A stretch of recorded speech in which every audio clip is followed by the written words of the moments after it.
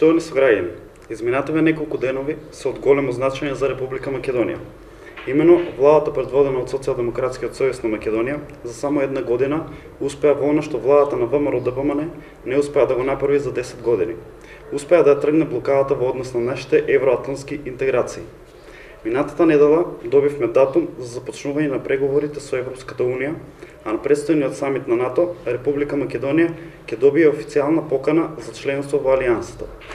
Во вака значајни моменти за Македонија, наместо ВМРО-ДПМН да биде конструктивна опозиција, тие повторно, врз основа на нивниот лажен патриотизам, гледаат единствено политички да поентираат. И самите сме сведоци за тоа што лажните патриоти зборуваат на телефон, а што пред камера. За каква распродавање на националните интереси зборува денес ВМРО-ДПМН, кога со договорот нашиот идентитет и јазик се целосно заштитени. Политичкото цунами, за кое зборува председателот на Општинскиот комитет на ВМРО-ДПМН Кавадарци, им се случи на Лозарите. Меѓутоа во 2009 и 2016 година. Во овие години нивното грозје беше откупувано од страна на винарските везби по 7 денари за килограм грозје, а подоцна парите не им беа исплаќани на лозарите. Каде беше тогаш Зоран Јованчев да прави вакви драматични пресконференции? Каде беше тогаш Зоран Јованчев да биде волку загрижен за лозарите? Вакви откупни години владата предводена од Социјалдемократскиот сојуз на Македонија во иднина нема да дозволи.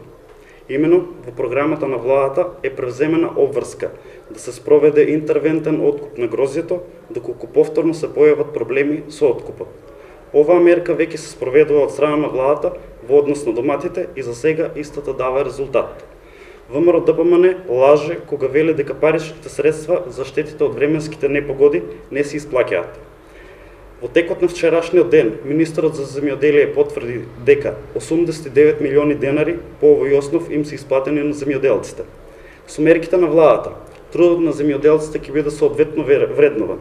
Со мерките на владата, во иднина нема ниту 1 килограм грозје и било кој друг земјоделски производ да биде оставен да скапува на нивите и откупните пунктови, како што тоа беше случај во минатото. Ви благодарам.